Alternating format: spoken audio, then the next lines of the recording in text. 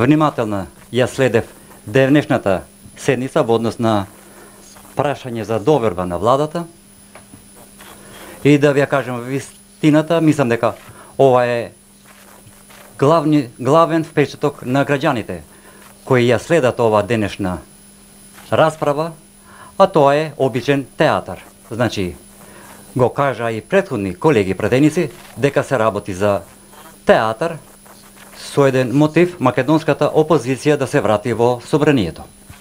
А од друга страна, не гледам никаква суштинска дебата во врска со тоа што треба да се расправа за минатата и актуелната влада. Се подразбира дека може би и не по вина на претениците, затоа што кога резултатите се нула и кога дебатата се спроведува за ништо и интерпелацијата ќе заврши со ништо. Едноставно е медиумска игра која се спроведува за да се врати опозицијата во собранието, но како и да е, овој чин треба да се поздрави. Но загрижува и продолжува да биде загрижувачки фактот декларацијата која е денес подготвена од македонската опозиција има делови на правата, слободите и елементарните права на човекот. Значи, се споменува и албанскиот јазик, односно законот за употреба на јазиците, кој јазик навешто да се да има карактеристика како големо постигнување кој требаше да се донесе во 2004, кога беше времето на спроведување на Охридскиот рамковен договор. Денес не говориме за 14-тото задоснување на донесувањето на тој закон, туку говориме за можеби непотребното да се донесе овој закон. Ако сакате да оцените колку е значајен овој закон за албанците, кој е и во рамките на уставот, потрудете се на спротивен начин да размислувате со аргументите што ги употребувате за вашиот идентитет, за вашиот јазик и силата со која се трудите да го заштитите вашиот јазик. Исто толку значајно и воопшто не помалку, и албанскиот јазик е значаен и важен за нас и за сите пратеници албанци кои се присутни овде. Ја користам можноста да им се заблагодарам на сите присутни пратеници кои изнајдоа сила и го изгласа законот за употреба на јазиците. Природно дека Алијансата за албанците е дел од собраниската опозиција денес во овој момент кога говорам. И доволно е овој вовет го направив за да ви укажам дека ние нема да бидеме дел од овие политички игри за да ја поддржиме вашата интерпелација за актуелната влада. Но од друга страна, сакам да се навратам малку и на владата. Има многу нешта да дискутираме во врска со оваа влада. Имаме многу затоа што по се изгледа го забораваме трудот и жртвата не на овие луѓе овде. Трудот и жртвата на стотици илјади граѓани, десетици години поред, трудот и жртвата на стотици илјади други граѓани, повеќе од 2 децении и повеќе, трудот и жртвата и определбата, делот, народот го има, почитуван премиере, за да го донесеме тоа што отсусуваше кога ја почнавте шарената револуција. Значи, имавме отсуство на демократијата, отсусуваше на демократијата. Денес со право и ние велиме, и нас ни отсуствува демократијата. Еве колку години албанците живеат во монизам. Нема ниедна смисла парламентарните побици ако резултатот на тие избори не донесе измени. И ова го рече мојот почитуван колега господин Рашити, затоа што како едната страна, така и другата страна во различни моменти правите се и ја поддржувате албанската партија која еве 16 години ги добива изборите на албанците, а го нема легитимитетот од албанците во овој момент. Го видовте тоа и на локалните избори. И вашето право за да се определите политички како личност, но како премиер направивте голема грешка. Сме дискутирале во однос на ова прашање. Воопшто не сум загрижен како еден од кандидатите за градоначалник. Воопшто загрижен сум за вашата спремност за да поддржите повеќе од што го поддржавте вашиот кандидат во првиот круг и во Струга и во други градови. Човек кој преку прислушувањата го карактеризиравте како инкриминиран. Загрижен сум уште повеќе за иднината од сега и натамо мојот роден град. Затоа што ако не сте го разбрале повикот времето кога се бараше демократија, демократијата нација е промена. Ова е единствениот начин и механизам функционарите да бидат одговорни за постапките, затоа што ќе дојде денот, ќе се открие вистината. Ова е единствениот начин да не бидеме принудени и да не бидат принудени граѓаните да ги следат средствата за информирање во кои се најавува промена на едно министерство кое може би 16 години се водеше од еден политички концепт. Се случи со Македонски пошти, се случи со Министерството за правда.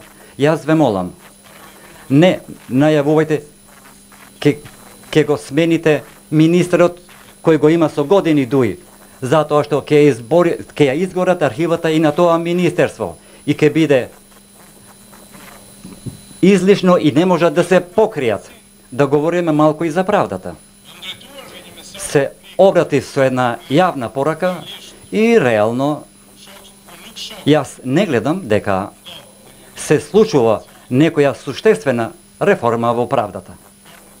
Реформа во правдата со министер за правда кој ќе ја запали архивата, не верувам дека и во иднина ќе има вистинска реформа во оваа насока.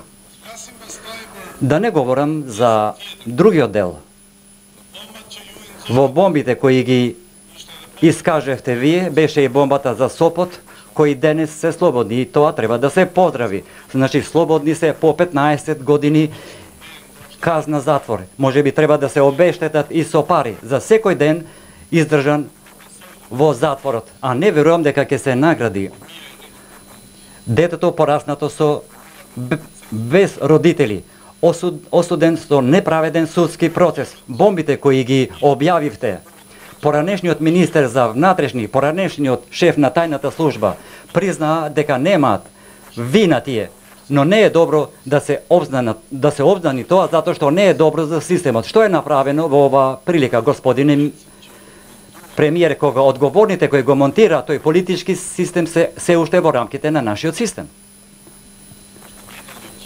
Истата логика е, затоа што го бранеа до вчера, а истото тоа го правите и вие денес. За да излезам во другата тема, го гледам тука министерот за образование. Господја министер, имате многу да сработите пред да се занимавате со преземањето на надлежностите на вашиот довчерашен колега, господинот Таравари. Дари знаете дека функционалниот алфабетизам кај албанците е 90%. Овие бројки се аларманти. А кај македонците е 60%. Неписменоста. Господја министер за труд и социјална политика, знаете со што се поврзува ова прашање, затоа што само 4,5% од учениците албанци следат настав предучилишна настава и имаат градинки во нивните места на живење, а 30% од децата македонци,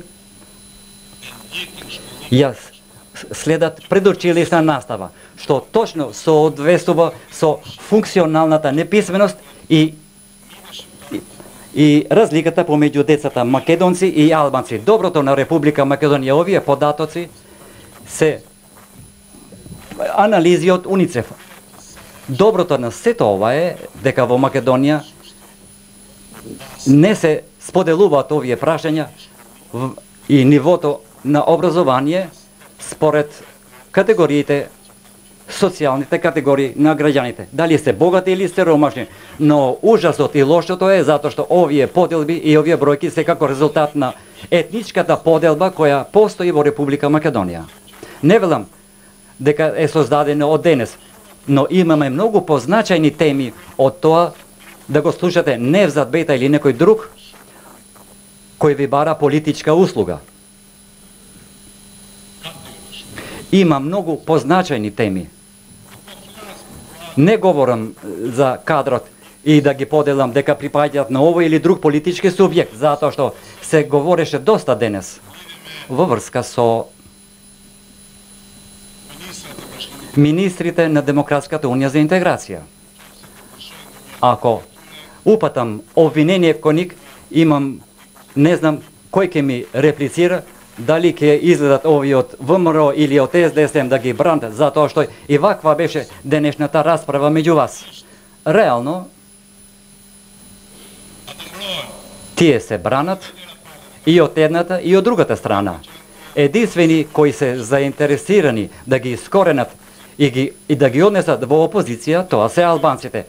И ова го изразија со нивната одлука во неколку изборни кругови. И затоа вие немате потреба да ги браните или штитите, затоа што директно упаѓате во основните права кои албанците го имаат и овде во Македонија. Правото за да ги изберат своите представници. Ако треба да направам споредба помеѓу минатиот режим и сегашниот, не знам дали сте известени, но сигурно сте известени, продолжува ловот на вештерки кон политичките противници, господине Заев. Луѓето кои се блиски и поддржувачи на села се следат со сите форми на инспекторатот, со сите форми на полицијата, со налози и тоа разни налози и наредби. Нема да се заплашат, немојте да бидете загрижени. Имате судбина како ние како Алијанса имаме поддршка од луѓето кои не се покоруваат. Министерството за култура продолжува општините со албанско мнозинство да им доделува нула дотации во нивниот буџет. Ниедна одговорност за злоупотребата на фондовите во култура, скандалот кој се обзнани. Албанците имаат потреба за култура, а албанската култура не се приказки кои имаат за цел да завршат овие пари во џебовите на функционерите и разни активисти на Демократската унија за интеграција. Не е доволно да се повтори конкурсот. Туку треба одговорност.